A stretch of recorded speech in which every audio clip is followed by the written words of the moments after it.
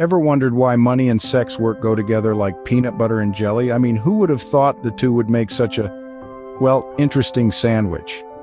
Have you ever stopped to ponder about the intricate relationship between sex work and the addiction to money? It's a question that's often hidden behind a veil of nervous giggles and awkward side glances. Many see sex work as a frantic sprint towards the cash register like a Black Friday sale at Mart. But is it really just a mad dash for the moolah? Or is there something else at play here, something that ties these two elements together like a comedic duo in a sitcom? So folks, grab your popcorn and stay tuned as we unfold the laughably complex ties between money and sex work. This is not your average bedtime story, but we promise it's going to be fun. Sex work, a profession often shrouded in as much controversy as a family dinner after Uncle Bob's third glass of wine, has a deep-seated connection with money. Now let's plunge into the facts and figures, diving deeper than a snorkeler in search of a lost wedding ring to better understand this complicated relationship. Sex work is a worldwide industry with as many individuals involved worldwide there are bad puns in a dad joke competition. The driving force behind the majority of these cases, you guessed money. It's like the hamster wheel that keeps the rodent of this industry running. Economic factors often play a pivotal role, pushing individuals into this profession like a clumsy friend might shove you into the deep end of a pool. In many instances, people turn to sex work due to a lack of viable economic opportunities. It's like being stuck between a rock and a hard place, except the rock is poverty and the hard is a lack of jobs. It's a harsh reality, but for some, this industry offers a higher earning potential than other available jobs. It's like finding a golden ticket in a sea of stale crackers. It's a matter of survival, of making ends meet when other avenues fail. It's about keeping the wolf from the door when the only other option is a stale crust of bread. The allure of quick cash can also be a powerful motivator. It's like the smell of freshly baked cookies to a hungry kid. The potential to earn sums of money in a short period can be as tantalizing as the prospect of an all-you-can-eat buffet to a foodie. To further illuminate this topic, let's bring in some expert opinions.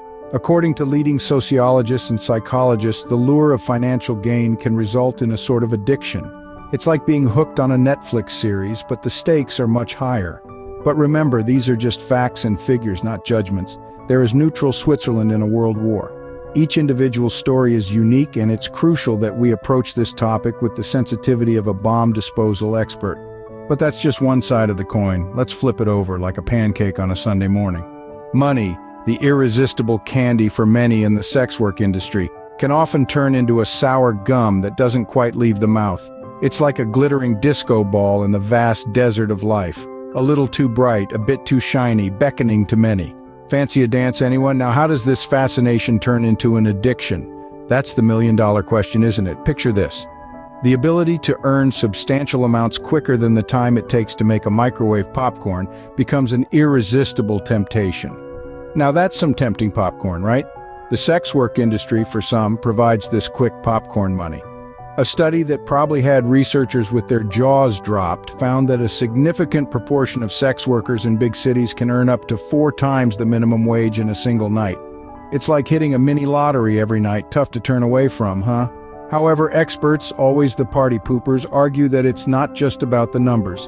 It's the psychological twist that's the real kicker. This addiction to money can lead to an unhealthy obsession where self-worth starts doing a tango with the amount one earns. It's a dangerous dance floor, where one's identity becomes a waltz with the weight of their wallet.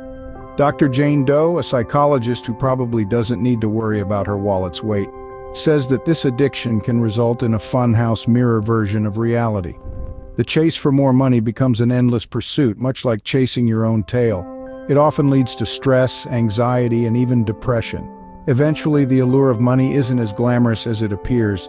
It transforms into a relentless treadmill where the pace just keeps increasing, but the destination continues to play hard to get. It's a bit of a hamster wheel situation, isn't it? But can we apply the brakes? That's the billion-dollar question for another day. Breaking free from the chains of money addiction in sex work is like trying to diet in a candy store. Now let's talk about the world's oldest profession, which is older than the wheel and probably the invention of fire itself. Escaping this profession sometimes feels like solving a Rubik's Cube blindfolded, while standing on one leg during an earthquake.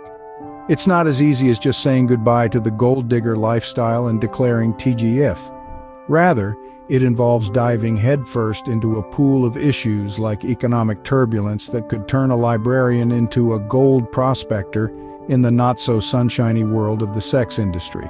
Many smarty pants experts suggest a well-rounded game plan that includes learning how to handle money without burning a hole in your pocket, job training that doesn't involve pole dancing, and emotional support that extends beyond a bottle of tequila.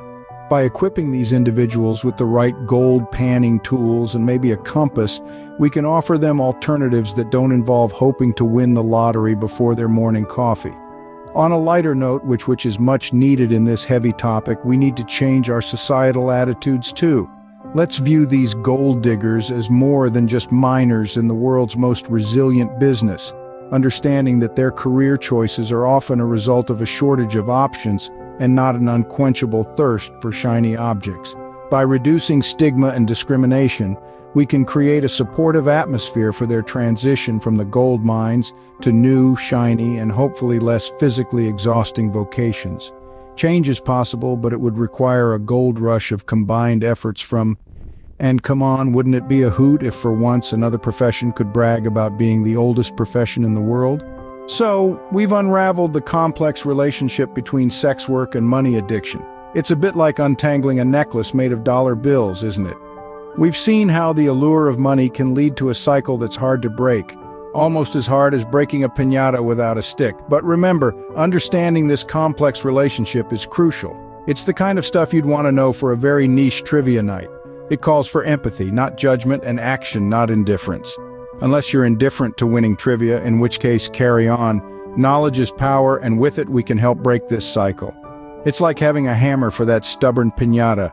Don't forget to subscribe to our channel for more insightful content. Together we can make a difference. So we've unraveled the complex relationship between sex work and money addiction. It's like a soap opera, isn't it? Except this one doesn't end with a dramatic cliffhanger and a commercial break.